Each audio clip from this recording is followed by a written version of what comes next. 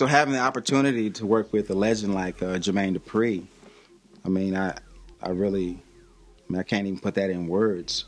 One of the biggest things I learned from him through that whole situation, you know, regardless of how it turned out, I learned that you have to be willing to listen, and you don't always know what's best or what's right or what record should go first, and I think you have to look at who he is and look at his track record and be willing to. I'm gonna follow this guy a little bit. I can learn from him, you know, versus taking the approach of my ego first.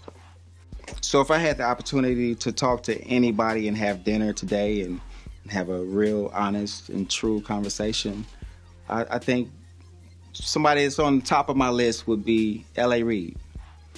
You know, he's a legend in the game. We had a situation back a few years ago with L.A. over at Def Jam. But I don't think I personally truly took advantage of that and soaked up the knowledge that I could have gained from him. And that's one of my biggest regrets. I've seen a lot, you know, in my career. I've seen the evolution and the fall of many artists and different styles of hip-hop and the genre change. I think hip-hop has almost become the new pop music. It's pop culture now. And I think that hip-hop is the #1 streaming genre in the world. And I just see it growing. I remember hearing people say, oh, that's not gonna last, rap is gonna be over, and in 20 years nobody's gonna be rapping. But it's not going anywhere. It's an art. It's truly an art form. I don't believe it gets the respect it deserves, even from some of the artists. In order to do something, I believe you should study your craft.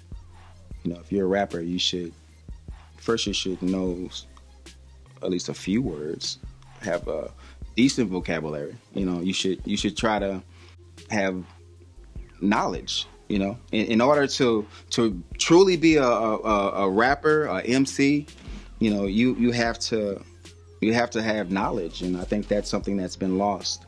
You know, instead of being creative with your words, I think we've substituted too much with bitch hole.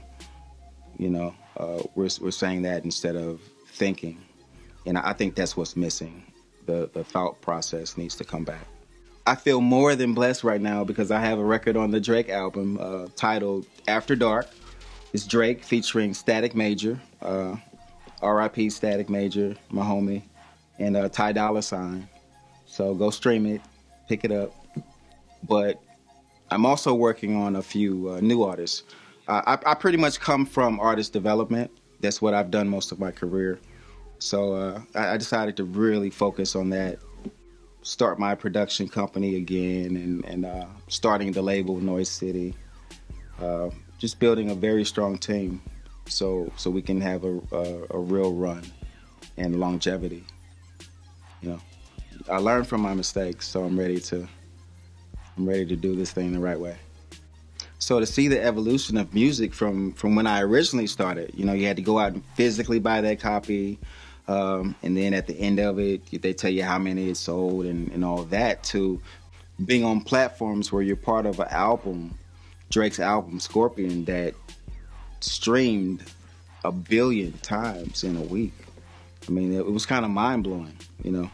It really took a little bit of time to kind of even sink in. I was walking around like, am I really a part of this? You know, but I feel like the way it happened, I knew it was supposed to happen. I feel like Dad's up there watching out for me.